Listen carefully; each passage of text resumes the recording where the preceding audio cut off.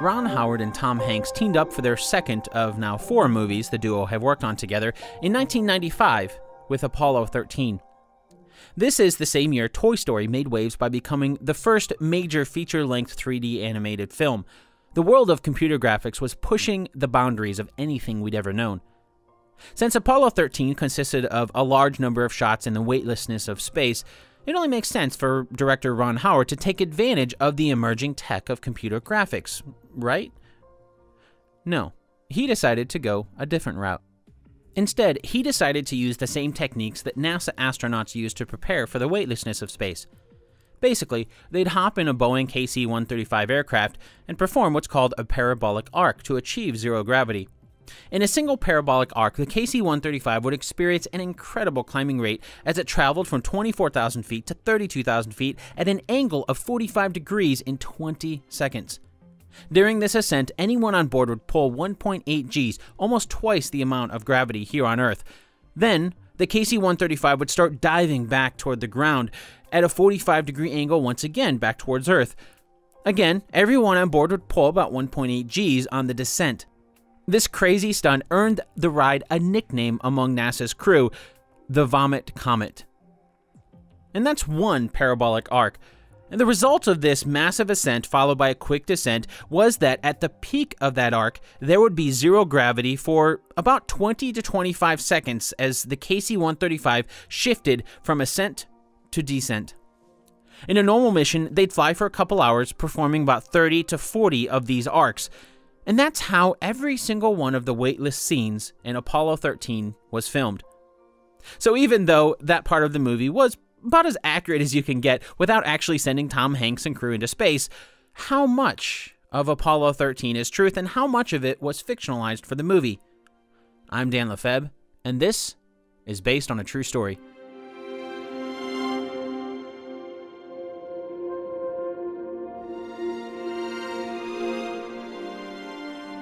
Apollo 13 opens with a little bit of history on the Apollo space program. It starts with footage from the Apollo 1 mission during a pre-launch test on January 27, 1967. So right away, the movie starts off with a fact. This actually happened. NASA astronauts Virgil, nicknamed Gus Grissom, Edward White, and Roger Chaffee were killed in a cabin fire during a pre-flight check. What the movie doesn't mention, though, is technically this happened on AS-204, not Apollo 1 at the time.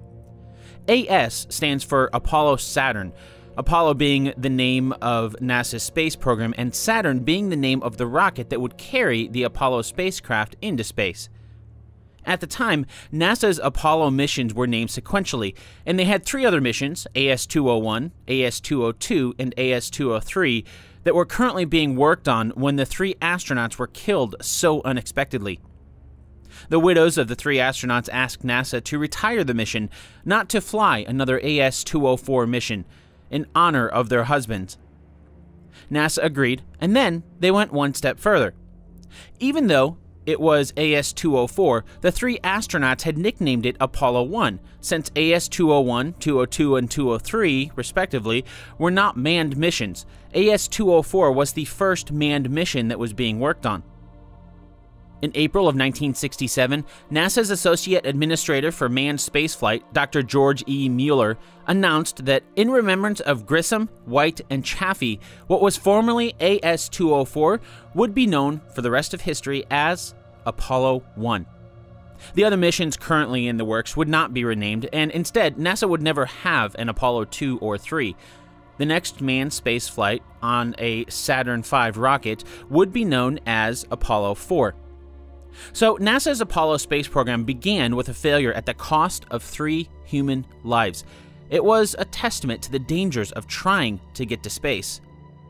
The world would soon forget this failure, though, and the movie fast forwards to July 20th, 1969, when Apollo 11, which is manned by Neil Armstrong, Buzz Aldrin, and Michael Collins, made history.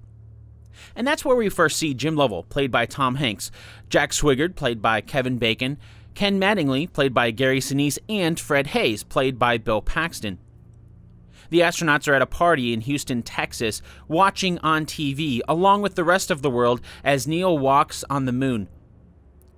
An estimated 600 million people watched Neil become the first human to walk on the moon in 1969, which is incredible considering the population estimates from the U.S. Census Bureau for 1969 list the United States population at about 202 million people, and obviously not everyone in the U.S. had a TV at the time. This was perhaps one of the first huge events that unified the world. Neil Armstrong may have been an American walking on the moon, but it meant something to the entire world, to the entire human race. In the movie, after the party, Tom Hanks' version of Jim Lovell says he wants to go back. And then afterward in NASA, there's another scene with dignitaries who ask when he's going to go back to the moon again. Although the movie doesn't really focus on this, they're referring to Jim Lovell's previous trip into space. He was one of 3 men aboard the Apollo 8 mission, which launched its 6-day mission around the moon on December 21st, 1968. They never landed on the moon, but they were the first humans to ever orbit the moon. In fact, it was on this mission that one of Jim's colleagues, William Anders, took Earthrise, a color photograph of the planet Earth from near the moon. It's a photograph that would go on to become one of the most popular photographs in history. You can still see it online today, as well as video taken from the Apollo 8 mission, and even hear the conversation between Jim Lovell, Mission Commander Frank Borman, and William Anders as he's taking the photo. Another pivotal moment in the movie happens when Jim Lovell gets bumped from Apollo 14, which he was scheduled to command, to Apollo 13.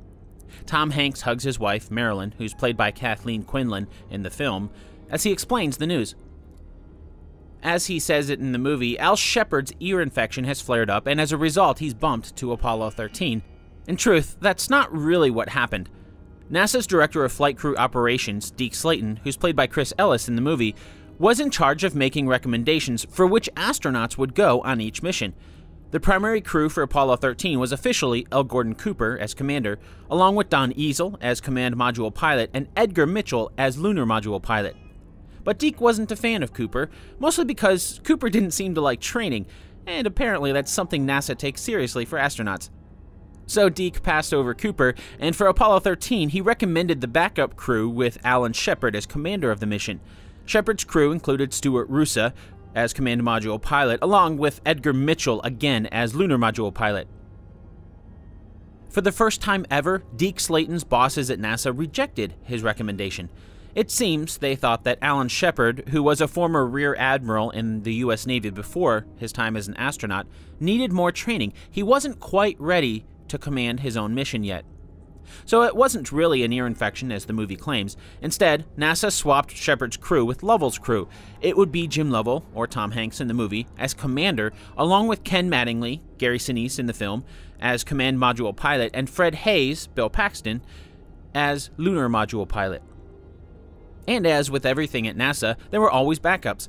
In fact, Jim Lovell's crew themselves had been backups to Neil Armstrong's crew for the historic Apollo 11 mission. The backups for Apollo 13 would be John Young, played by Ben Marley in the movie, Jack Swigert, or Kevin Bacon in the film, and Charles Duke, who isn't even portrayed in the film. While the movie's reasoning is not correct, the result was Jim Lovell's crew would be heading to space on Apollo 13, and it would be his last. This part of the movie is true when Tom Hanks' portrayal of Jim Lovell announces it will be his final trip to space. In the movie, there's yet another change in plans when Deke meets up with Jim to deliver some bad news. Charlie Duke has the measles.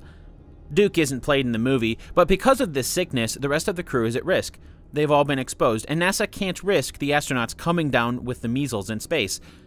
Jim and Fred have had the measles before, so they're not at risk to get it again, but Ken Mattingly, Gary Sinise's character, has not. So, he's scrubbed from the mission, replaced with Kevin Bacon's character, Jack Swigert, as command module pilot.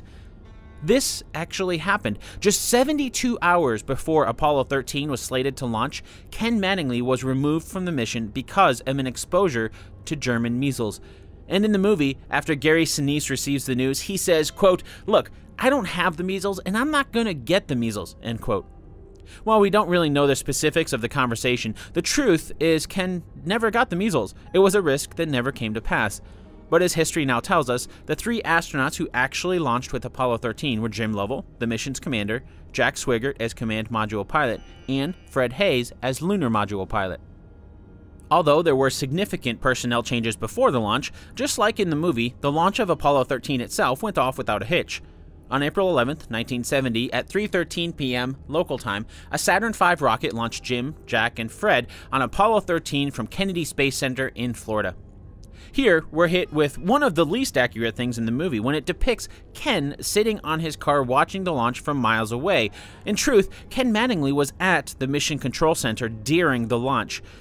So if that's one of the least accurate things, you can get a sense for how well Hollywood did retelling this tale. In fact, most of the issues were with details that were omitted and not changed.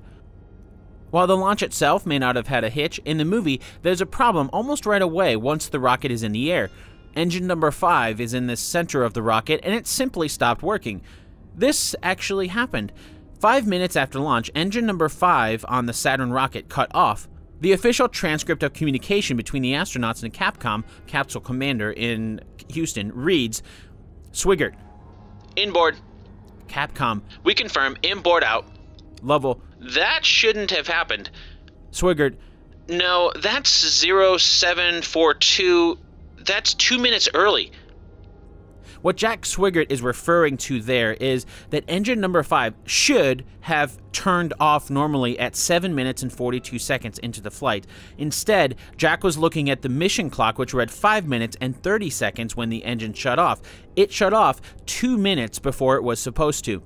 According to NASA's official records of the flight, it was 132.36 seconds earlier than it should have cut off. While not enough to abort the mission, anytime something doesn't go according to plan, it's cause for concern. Still, the mission went ahead. In the movie, the mission clock shows 12 minutes when the crew enters orbit. And this timing is correct. 12 minutes after launch at 19:25:32 GMT or 3:25 p.m. Florida time, the 3 astronauts entered Earth's orbit. Shortly after they reach orbit, one of the first big challenges happens. It's time for Jack to work his magic. Jack Swigert, or Kevin Bacon's character, was the one who, in the movie, managed to kill the 3 astronauts numerous times back on Earth while they were training for the mission in the simulator. How would he hold up when they're in space? Well, in the movie, everything went according to plan. Kevin Bacon's version of Swigert managed to dock the command module with the Lunar Excursion Module, or LEM. This is true. Despite having troubles during training, and despite being told he was going to space just 3 days before the mission, Jack did a stellar job of piloting the command module into place to successfully dock with the LEM. And while the purpose of the mission was to reach the moon, hence the name Lunar Excursion Module, it was this successful docking that would soon save all of their lives. As a quick side note, it's worth pointing out that sometimes the LEM is shortened to just Lunar Module, or LM. Another confusing part is that the command module and the lunar module each had nicknames. The command module was the Odyssey, while the lunar module was Aquarius. Actually, the most inaccurate part of this scene in the movie is most likely the end of the shot when everybody cheers the successful docking before changing shifts. In truth, flight director Gene Kranz, who's played by Ed Harris in the film, ran a pretty strict mission control. Suffice it to say, there probably wasn't a lot of cheering and high fives in Kranz's control room. He was all business, and the mission was far from over. Celebrations would have to wait. What the movie did get right next, though, is that the crew from Apollo 13 performed TV broadcasts. While they didn't make it to national TV, the network simply didn't feel the Apollo missions would get good ratings. They did happen. In fact, you can even find some of the original transmissions on YouTube. In the movie, it seems like it's right after the crew ends their TV transmission that everything starts to go wrong. In truth, it was a little more time than that, and there were actually multiple TV transmissions. Their second TV transmission ended at 31 hours and 2 minutes on the mission clock. At 46 hours and 40 minutes, the astronauts performed a routine procedure when they turned on the fans in oxygen tank number 2. The gauge on the tank indicated it was off-scale high. While strange, it was similar to the rocket shutting off early at launch. It was something they wanted to keep an eye on, but things didn't get dangerous right away. In fact, it was only in retrospect that NASA's engineers really nailed down that this was the first sign of a problem. Almost 10 hours later, at 55 hours and 14 minutes on the mission clock, the crew had another TV transmission, this one lasting for 49 minutes. And it happened a lot like it did in the movie. Everyone was blissfully unaware of what was about to happen as the crew showed those watching the broadcast back on Earth how they lived and worked in the weightlessness of space. In the movie, right after the broadcast, Capcom asks Jack to perform a few housekeeping items, one of those being a stir of the oxygen tanks. When Kevin Bacon's version of Jack Swigert reaches to do that is when it sets off a chain reaction of disaster. While they did stir the tanks, the movie doesn't really give much of an explanation as to why they did it, other than that Mission Command had asked them to. In truth, there was a little bit more to it than that. Half an hour after this third TV transmission, an alarm went off. The crew on Apollo 13 shut the alarm off after only 4 seconds. The alarm was triggered by low hydrogen pressure in oxygen tank number 1, the same tank that showed off-scale high on the gauge earlier. When you hear the term alarm, your first thought is probably something went wrong, but that's not necessarily the case. Think of these alarms sort of like a check engine light in your car. Sure, it could mean a major problem, or it could just be caution, not really a big deal, something you want to check out, but not something to really have concern over. With this particular alarm, there could have been two things that it meant. Either it could actually be a problem, or it could have just been that the sensor was indicating the hydrogen in the tank needed to be resettled. This process was essentially to keep the gas from settling into layers, as it can do when it's chilled to incredibly cold temperatures in space. To keep it from settling, it was a normal procedure to periodically heat and fan the hydrogen gas inside the tank. Think of this sort of like when you see the instructions on a bottle of juice to shake it before opening. You just need to stir any sediment that may have settled to the bottom of the bottle. So this is about 2 days into the mission, and while there have been some hiccups along the way, up until this point, Apollo 13 was actually the smoothest of the space programs so far. In fact, at about this point in the mission, one of the capsule commanders, or Capcom back at Mission Control in Houston, said, quote, "The spacecraft is in real good shape as far as we are concerned. We're bored to tears down here," end quote. This quote was from a man by the name of Joe Kerwin. Although Kerwin did not have an official role in the movie, Brett Cullen played a character simply titled Capcom 1, which is probably based on him. Needless to say, everything was about to change. After the alarm went off, Mission Control in Houston wanted to try spinning the fans to see if it fixed the cause of the alarm. All of this is fairly accurately depicted in the movie. You can tell how low-key the tone of voice was from Mission Control in the official transcripts from NASA.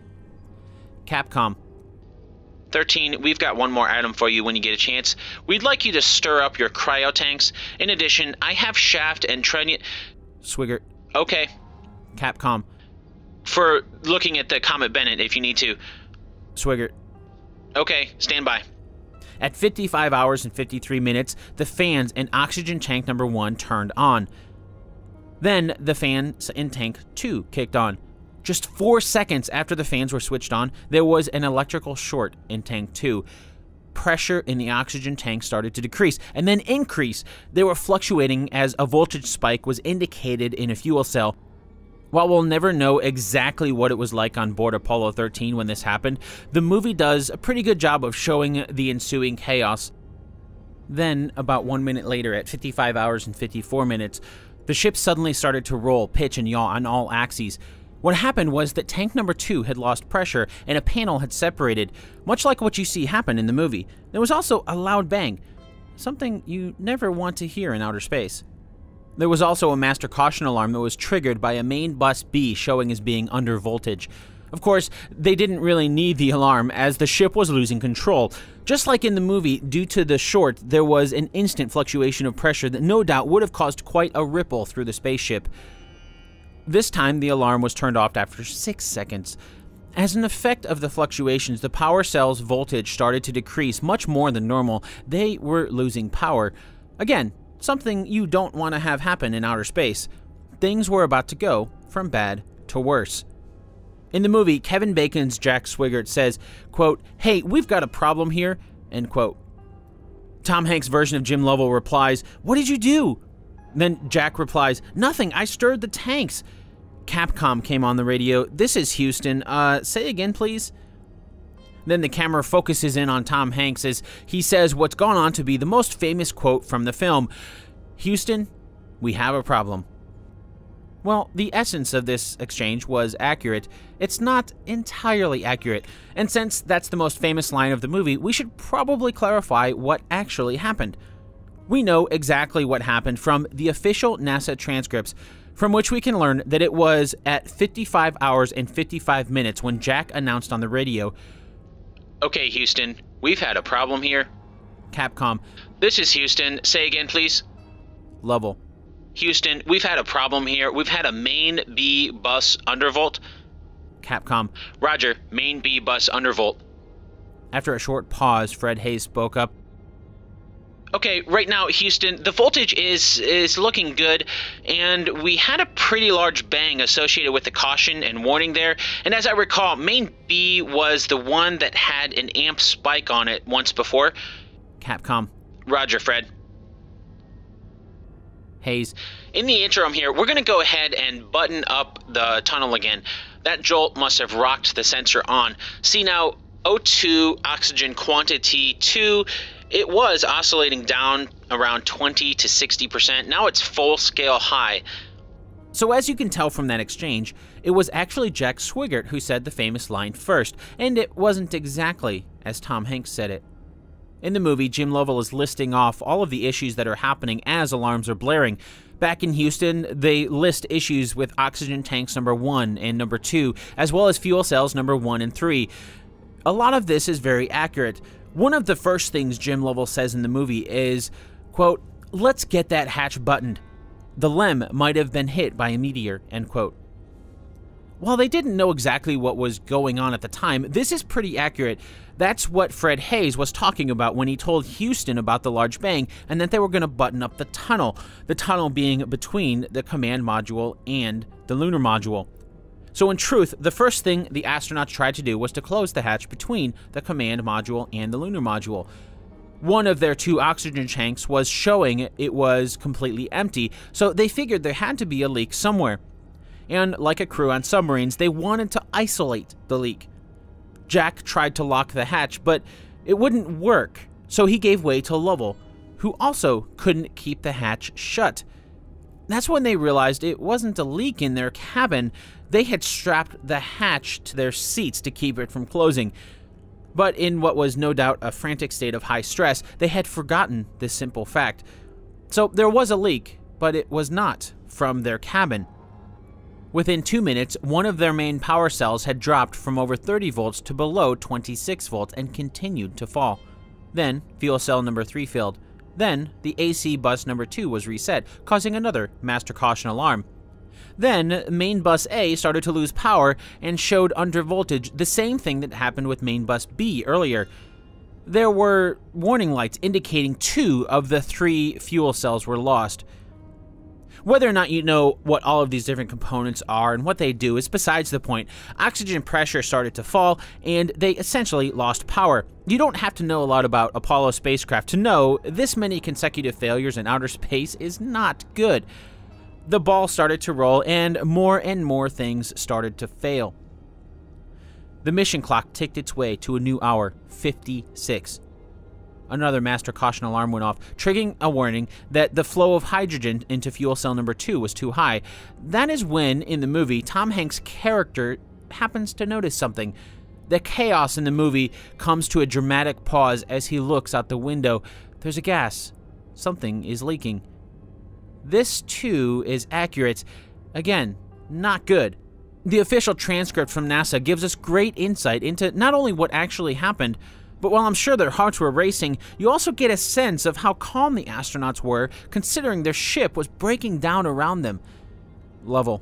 "It looks to me, looking out the hatch, that we are venting something. We are venting something out into space." Again, and you'll hear me say this a lot, that's not good. Although the astronauts didn't know it at the time, we now know what was leaking was oxygen.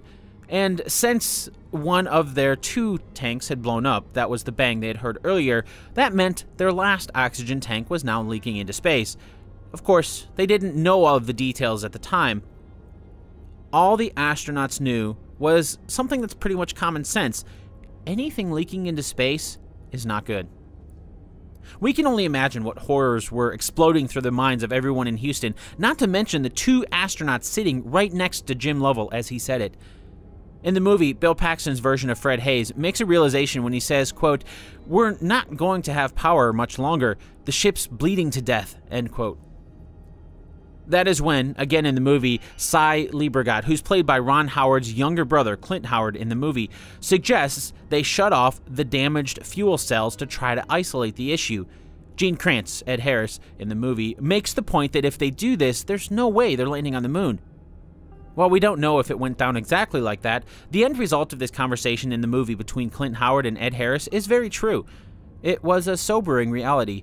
Forced to make quick decisions, Kranz made the best one he could: shut down the fuel cells. The mission would no longer be about landing on the moon. While the basic premise of this was true, it didn't happen exactly in that order. At 56 hours and 9 minutes, fuel cell number 1 went offline.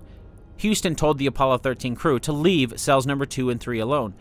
They didn't get shut down until about half an hour later, when fuel cell number 3 was shut down at 56 hours and 34 minutes, and fuel cell number 2 was shut down at 58 hours. Still, as the mission clock ticked its way to 56 hours and 10 minutes, the crew was faced with a command module without any power, and it was losing oxygen. At this point, oxygen tank number 1 was at about 300 pounds per square inch. Once the pressure reached below 200, they'd lose all the oxygen in the cabin, and the final fuel cell would die. They were over 200,000 miles from Earth at this point, left without light, electricity, or water. To borrow the phrase, the command module was dead in the water. Well, dead in space, to be more accurate. And the astronauts would be too if they didn't do something fast. At 56 hours and 33 minutes in the mission, the astronauts initiated an emergency power down of the command module. In the movie, Lovell asks Haise how long it takes to power up the LEM. 3 hours by the checklist, comes the reply. "We don't have that much time," Lovell says. This didn't happen exactly as it did in the movie, but the essence of the story is pretty accurate. The 3 astronauts knew the LEM would be their only hope of survival. After all, the command module was going to be dead soon, and without oxygen, they'd follow soon after. About an hour and a half after the initial bang that caused this descent into chaos, the radio buzzed to life. Capcom. It is slowly going to zero, and we are starting to think about the LEM as a lifeboat. They were referring to the dipping oxygen levels there. Jack replied, "That's what we have been thinking about too." Although the plan for the mission was to use the lunar module for the moon, hence the name, they didn't have much of a choice. In the movie, it appears that Jack stays behind in the command module for a while as Lovell and Haise move to the LEM. The movie tells us Jack stayed behind to transfer the guidance system over from the command module to the LEM. This is true as well. Since the LEM wasn't planned to guide the astronauts back to Earth, they had to transfer as much of this information over as they could before the module died. And as the command module pilot, Jack was tasked with this before moving over. At 57 hours and 41 minutes, Capcom asked the astronauts to start moving to the LEM. Quote, 13, Houston, we'd like you to start making your way over to the LEM now. 2 minutes later, Jack replied, Fred and Jim are in the LEM. Although the LEM was a great lifeboat, it was far from a perfect one. It was built and designed to go to the moon, not to pilot them back to Earth. At this point, the movie does something very few Hollywood movies do. It makes math seem intense. As the scientists and engineers back at Mission Control check the math of a gimbal angle conversion between the command module and the LEM. This actually happened. At 58 hours and 4 minutes, Lovell asked Houston to double-check his arithmetic, which they did and confirmed it was good 3 minutes later.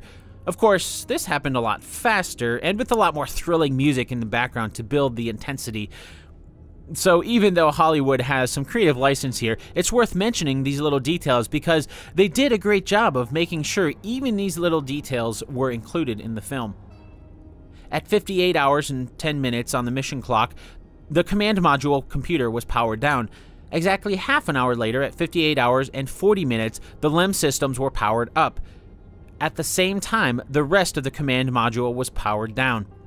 Lovell confirmed this to Mission Control, quote, Okay, Odyssey is completely powered down according to the procedure that you read to Jack. Capcom. Roger, we copy. That's where we want to be, Jim. Cutting back to the movie now, you can sense the frustration growing among the astronauts as you hear Tom Hanks' voice at Mission Control as his version of Jim Lovell starts swearing. Houston says they're on Vox, or voice-operated switching. Essentially, everyone can hear Lovell swearing. The movie makes this seem important because it's the first swearing any of the astronauts have done. Again, Hollywood took some creative license to change something that happened to keep the plot of the movie going. The biggest difference is that the first swearing happened about an hour before this, when Fred said of Mission Control, quote, "I wish I knew what the hell they were thinking right now," end quote.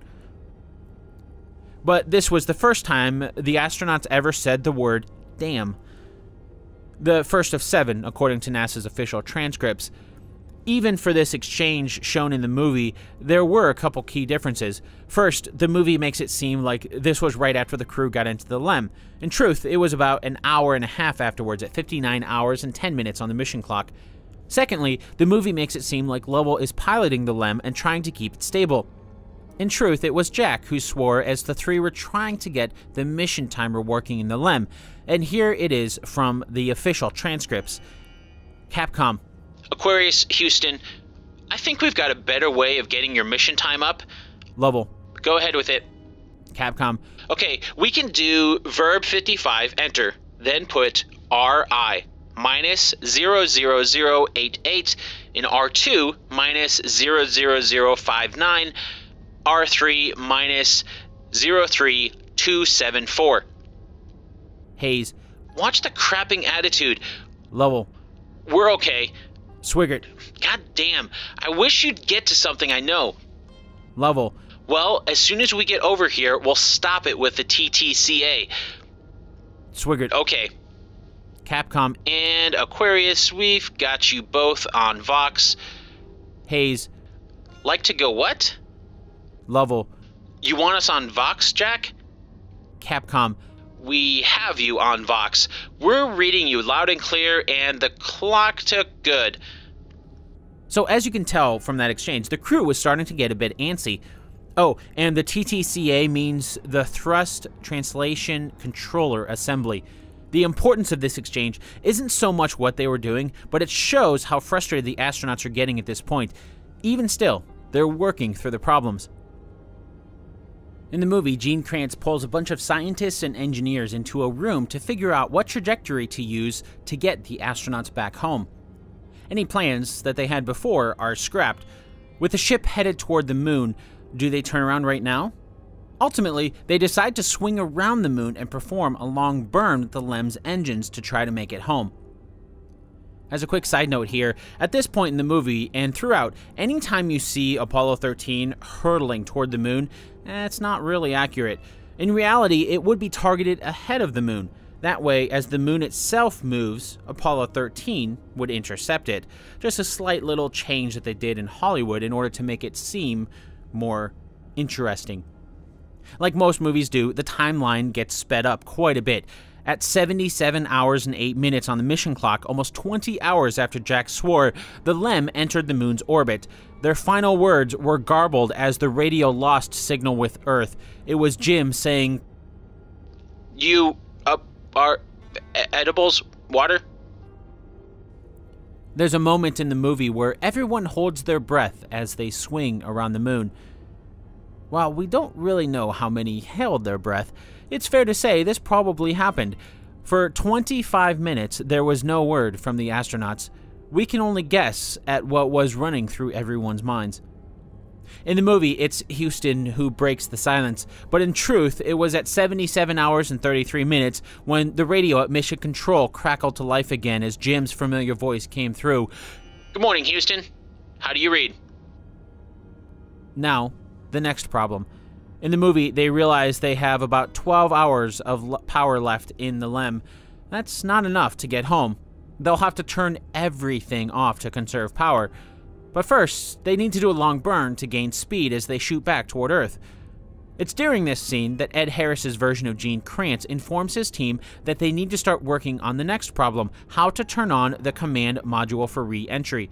It's been off, freezing in space. Now they need to find out how to squeeze every amp out of both the command module and the lunar module. The basics of this happened, but of course this was all sped up quite a bit for the movie. At 79 hours and 27 minutes, Apollo 13 initiated a burn of their engine to propel them toward Earth. Then, exactly 5 minutes later, at 79 hours and 32 minutes, they shut down the engine. It wasn't for another 2.5 hours at 82 hours and 10 minutes on the mission clock that the LEM systems were powered down. With all of the electrical systems shut down, there was no heat. Temperatures inside the LEM dropped to about 38 degrees Fahrenheit, and condensation started to form on the walls. There was a very real concern that they may not be able to turn the power back on. After all, things hadn't gone according to plan so far. In the movie, this is when Ken Mattingly, Gary Sinise, comes back into the picture. He's woken up and told of the situation as he heads back to Mission Control to run through simulations. In truth, Ken Mattingly played a huge role in helping the astronauts make it back safely. He ran through simulations so that Mission Control could at least run some tests before trying things with the crew in space. Another point they made in the movie is sleep. There's an engineer talking to Deke Slayton, played by Chris Ellis, saying the astronauts haven't slept since the explosion. Deke replies with, quote, "I can't order them to go to sleep," end quote. Then the movie goes on to describe an issue with CO2 on the rise. As you can probably guess by now, the core elements of this are true. At 82 hours and 54 minutes on the mission clock, Capcom made note of the CO2 issue. Capcom: Fred, your CO2 is building up. It's at 11.3 on our gauge, and we've got medical buildup to 15 millimeters, at which time we'll switch over to secondary. Looks like we got plenty of lithium hydroxide, about 192 hours, including the CSM cartridges. As you know, we've got a way to use those, and as soon as we get them written in good words, why, we'll pass that along. You might be able to make one. Hayes: Okay, yes, we'll sure give it a try.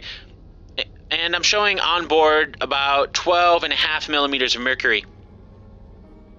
What Fred is referring to with the mercury is the gauge for the CO2 levels. In the movie, the gauge is indicated as a little arrow, but in reality, they use mercury levels at specific millimeter heights to determine the levels of CO2. Think of it just like a thermostat telling the temperature. As the heat rises, so does the mercury. Similar situation. So by saying they're at 10.6, they're indicating the mercury is at 10.6 millimeters. At this point, they're going on over 80 hours since launch, and while the crew on board Apollo 13 didn't get much sleep, they did try. Well, as much as you can expect to try in space when you're struggling for your life. This is indicated in NASA transcripts at 82 hours and 24 minutes after Mission Control has walked Jim and Jack through a series of instructions to power down the LEM. After that is when they indicate the CO2 issues. Capcom: Okay, it's time for you guys to get to bed and get Fred up. Lovell: I still have one question, Jack. I still say that the lighting on our panel 16, the floodlights and the track should be open. We're not using them. Capcom: No problem, Jim. Go ahead and open them. Track and flood. That's all right. Swigert: Okay, track and flood are open. Lovell: Now, why don't you go through that, Jack, and make sure that those... Swigert: Yes. After a brief pause, Jack spoke again. Swigert: Okay, I'll take this. Lovell: Okay, Jack, my only other concern now is the CO2 rise in the spacecraft. I guess you're keeping a handle on that? Capcom: That's affirmed, Jim. We have you up to 10.6 now, and we're willing to go a little higher on that. We have another cartridge and a procedure for making the command module cartridge up. We'll pass that on later. Lovell: Oh yes, I'm not worried about that. I just want to make sure that we just don't want to go to sleep here and forget about the rise in CO2. Capcom: Roger, we're watching it for you. Lovell: Yes, they're getting it. Capcom: We have it here. It's now 10.7, and we have a medical go to 15 millimeters. Swigert: That's a new one. Lovell: There's a new first for you.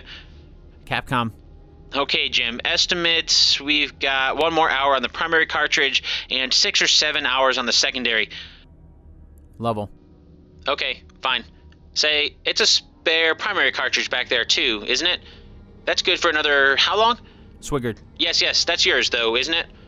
Capcom: And you're right, Jim. We've got another primary cartridge back there behind the Ascent engine cover. Lovell: Right, yes, we know, thank you. So that was a rather long exchange, but you can get a sense for how the astronauts, although I'm sure they were exhausted, had plenty of concerns, and sleep didn't really seem to be one of them. The extreme cold made it incredibly tough for the astronauts to sleep. The fact that everything around them seemed to be going wrong also made it tough for them to sleep. But they knew the importance of getting rest, so they did try. In the movie, this is another key moment where they realize once the CO2 filters they have are used up, they need to figure out a way to get the command module's square filters to fit into the LEM's round slots. Now, at this point, you can't help but wonder if this moment was one of the real inspirations behind the recent and hugely popular movie, The Martian.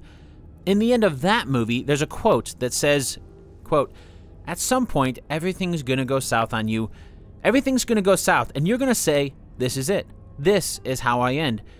Now, you can either accept that, or you can get to work. That's all it is. You just begin. You do the math. You solve one problem, and you solve the next one, and the next. And if you solve enough problems, you get to come home." End quote. Although we don't know if this specific quote from The Martian was inspired by Apollo 13, Andy Weir, the author of The Martian, did highlight the movie Apollo 13 as one of his inspirations for the book.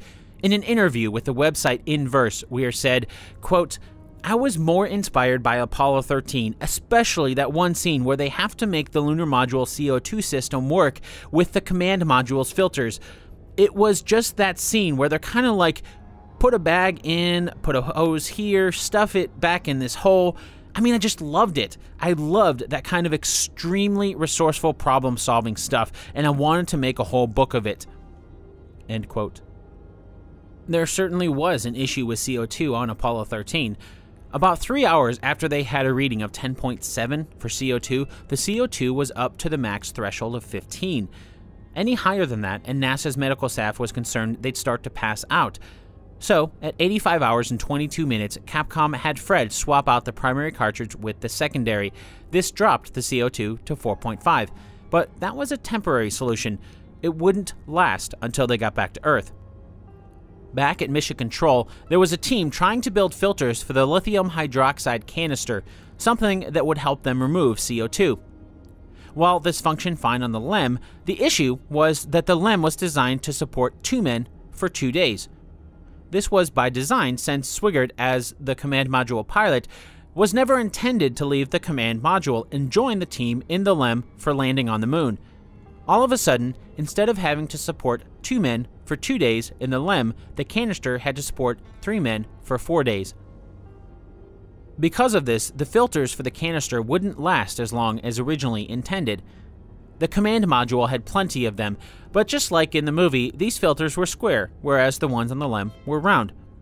Through plenty of hard work, genius engineering, and plenty of duct tape, the NASA engineers were able to come up with a solution using only what they had on Apollo 13. It was pretty much made from plastic bags, cardboard, suit hoses, and duct tape. Just like in the movie, at 90 hours and 7 minutes on the mission clock, Capcom started giving the astronauts the instructions for putting a square peg in a round hole. The movie makes it seem like they were able to put it together quickly, but it wasn't such a quick process. It took about an hour of detailed step-by-step instructions, and then, at 91 hours and 10 minutes on the mission clock, Jack confirmed to Joe Kerwin, Capcom, that the canister was in place. Swigert. Okay, our do-it-yourself lithium hydroxide canister change is complete. Joe, the only thing different is that our arch on this piece of cardboard is not big enough to position the red hose with the inlet down, and the inlet to the red hose is lying on its side, but I think it'll still work. And it did work. They actually made a couple canisters that the astronauts were able to use to keep the CO2 levels down for the rest of their trip. Something the movie didn't touch on is the short circuit in the LEM's electrical system that happened at 97 hours and 13 minutes. Well, that's what we assume it was. The crew heard a thump, but they couldn't tell exactly what it was. Since nothing appeared to go wrong, and they had enough to worry about, they didn't take the time to try to investigate. Still, It had to have been a heart-stopping moment, something that likely reminded them of the bang they heard days before that started this whole thing. The next major hurdle in the movie is the angle of re-entry into Earth's atmosphere, and again, Hollywood hit the core elements. This was definitely a concern. At 102 hours and 51 minutes, Jim reached out to Mission Control. Lovell. Houston, Aquarius. Capcom. Roger, go ahead. Lovell. I just want to talk over a little philosophy here. Fred told me that at one time you came up and told him that we were a little steep on the entry angle, and now our burn is going to give us a steeper angle. I just want to make sure that we're all talking about the same thing, that in essence, at this particular situation, we're shallow, are not steep, and we are going to increase the angle. Capcom. Jim, the situation is that at the moment, we're a little bit shallow, and retrograde mid-course is going to put us more in the center of the corridor. Over. Lovell. Okay, fine. I just wanted to make sure. Fred had written down some time ago that our angle now was about 71, and we were going to do a mid-course of 7 feet per second because it appears we're going to shallow it out. I think we're all talking the same language now. Capcom. Roger, and I guess it follows, but your perigee is a little bit high right now too, so that will be bringing it back down, that is. Lovell. Yes, that's the important thing. Capcom. One other question, Jim. Our readings down here say that your LEM's cabin is about as cold as a command module cabin, is that right? Lovell. Well, we don't really know. There's usually about 2 people in the LEM cabin, and it's a lot. It seems a lot more compact, so we don't really notice the coldness down here as much as we do in the command module. Capcom. Okay. Again, the movie speeds up the timeline some. At 137 hours and 39 minutes, the 3 astronauts initiated a burn to propel them toward Earth and change their trajectory. The burn took place for about 1 minute. After this, their next big challenge was to power up the command module. They had shut it off days before when they went into the LEM, but there was no way the LEM would survive re-entry into Earth's atmosphere, so they had to use the command module. Here's where the movie gets things out of order a bit. According to the movie, after the command module is powered back up, the service module is jettisoned, let go, giving the Apollo 13 crew their first looks at the damaged panel that exploded earlier. In truth, the service module was separated at 138 hours and 2 minutes on the mission clock, and the command module was powered up 2 hours later at 140 hours and 10 minutes. But this did offer the astronauts a look at the damage, and we can get a feeling for the extent of it from their communications back with Mission Control. Lovell. Service module separated. Capcom. Copy that. Lovell. Do you see it, Jack? Capcom. Okay, Aquarius, Houston, I recommend you terminate average G, over. Lovell. Okay, I've got her, Houston. Capcom. Beautiful, beautiful. And for your information, Jim, you'll be coming in on an RCS caution light for helium. No sweat, over. Lovell. There's one whole side of that spacecraft missing. Capcom. Is that right? Lovell. Right by the... Look out there, will you? Right by the high gain antenna. The whole panel is blown out, almost from the base to the engine. Capcom. Copy that. Hayes. Yes, it looks like it got to the SPS bell too, Houston. Capcom. Think it zinged the SPS engine bell, huh? Hayes. That's the way it looks, unless that's just a dark brown streak. It's really a mess. Capcom. Okay, Jim. We'd like you to get some pictures, but we want you to conserve RCS. Don't make unnecessary maneuvers. Online, you can find the actual photos of the service module that the Apollo 13 crew took. 2 hours later, at 140 hours and 9 minutes, Capcom gave them a go to start powering up the command module. Fred and Jack went into the command module to start powering it up, while Jim stayed in the LEM to communicate with Mission Control. In the movie, Gary Sinise's character, Ken Mattingly, arrives at Mission Control to walk them through a unique startup procedure he's devised in the simulator. It didn't really happen that way, although Ken Mattingly certainly did help. What he did was to essentially verify that the procedures they already had in place for starting up the command module would work in their conditions. Ken Mattingly himself explained it in an interview about the differences between the movie and reality on NASA's website. Quote, "We said, let's get somebody cold to go run the procedures. So I think it was Thomas Stafford, Joe Engel, I don't know who the third person, might have been Stuart Roosa, but anyhow, they went to the simulator there at JSC, Johnson Space Center, and we handed them these big written procedures and said, here, we're going to call these out to you, and we want you to go through, just like Jack will. We'll read it up to you, see if there are any nomenclatures that we have made confusing or whatever, just ring it out, see if anything in the process that doesn't work," end quote. And it did work.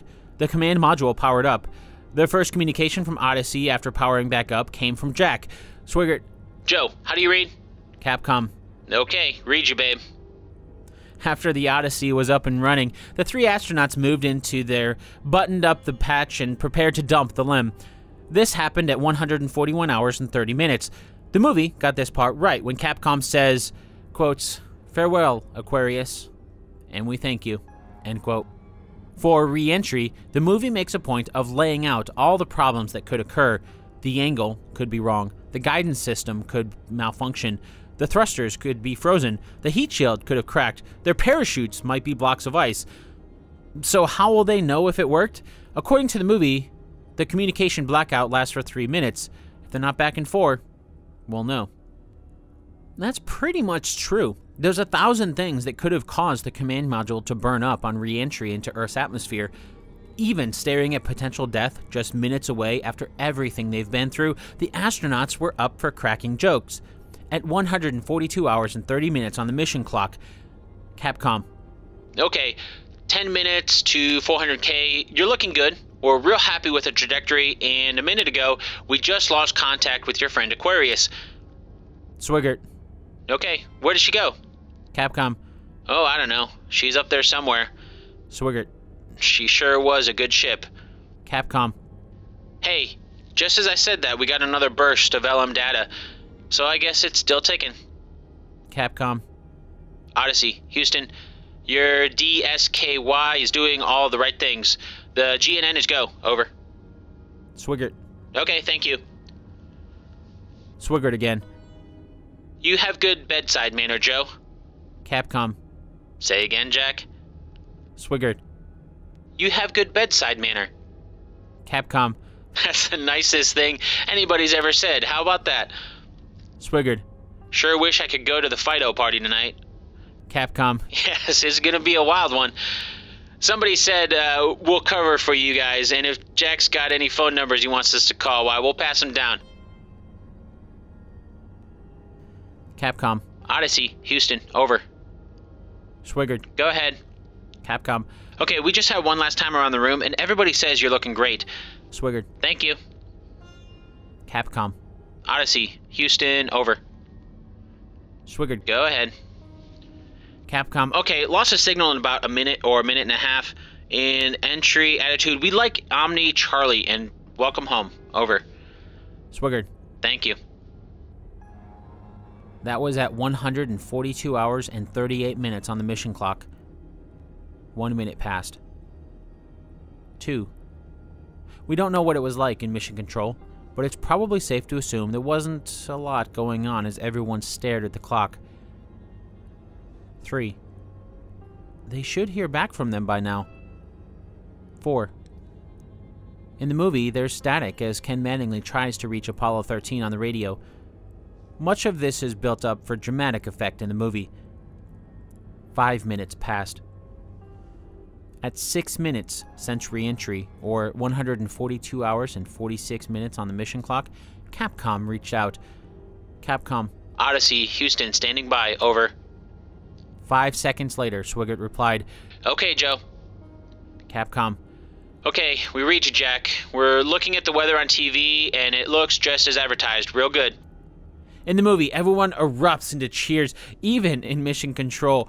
In truth, that didn't happen. While everyone was certainly happy, But Gene Kranz was known for running a very strict operation, if you remember, and reports afterwards say that all of this was hyped up for dramatic effect in the movie. In truth, Capcom said, Odyssey, Houston, we show you on the mains. It looks really great. Then, after a pause, got you on television, babe. The Apollo 13 command module splashed down in the Pacific Ocean near Samoa on July 11, 1970. It was rescue crews on the USS Iwo Jima that picked up the 3 astronauts. As a side note, one fun little fact about the movie Apollo 13 is that the real Jim and Marilyn Lovell made their way into the movie. Marilyn was in the beginning of the movie as an uncredited extra at the launch. Then, here at the end, the real Jim Lovell himself plays the captain of the USS Iwo Jima. The movie ends as Tom Hanks explains that the mission was determined a successful failure by NASA and explains what happened afterwards. This depiction is also accurate. To quote from NASA, quote, "The number 2 oxygen tank, serial number 10024X, TA0009, had been previously installed on the service module of Apollo 10, but was removed for modification and damaged in the process. The tank was fixed, tested at the factory, installed in the Apollo 13 service module, and tested again during the countdown demonstration test at NASA's Kennedy Space Center beginning March 16, 1970. The tanks normally are emptied to about half full. Number 1 behaved all right, but number 2 dropped to only 92% of capacity. Gaseous oxygen at 80 pounds per square inch was applied throughout the vent line to expel the liquid oxygen, but to no avail. An interim discrepancy report was written, and on March 27th, 2 weeks before launch, detanking operations resumed. Number 1 again emptied normally, but number 2 did not. After a conference with contractor and NASA personnel, the test director decided to boil off the remaining oxygen in number 2 by using the electrical heater within the tank. The technique worked, but it took 8 hours of 65-volt DC power from the ground support equipment to dissipate the oxygen. Due to an oversight in replacing an underrated component during a design modification, this turned out to severely damage the internal heating elements of the tank. Apollo 13 was to be the 3rd lunar landing attempt, but the mission was aborted after rupture of service module oxygen tank. Still, it was classified as a successful failure because of the experience gained in rescuing the crew. The mission's spent upper stage successfully impacted the moon. End quote. And that was the official determination of what went wrong on Apollo 13. As of this recording, Fred Hayes is still alive at the age of 82. He never made it back to space after Apollo 13. Jim Lovell is also alive. He's 88 years old. The Apollo 13 mission made Jim the first person to have ever flown in space 4 times, but it would be his last. Jack Swigert also never went back to space. He was elected to the U.S. Congress in 1982, but passed away from cancer 8 days before he was to take office. Ken Mattingly, on the other hand, did end up getting his space time. He joined the Apollo 16 crew alongside Charles Duke, the man who came down with the measles and kept Ken from joining the Apollo 13 crew.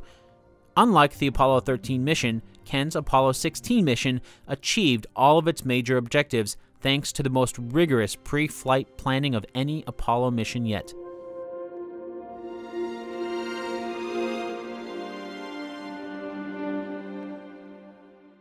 This episode of Based on a True Story was written and produced by me, Dan Lefebvre. While obviously everything wasn't entirely accurate, all in all, the movie Apollo 13 did an amazing job of getting things correct.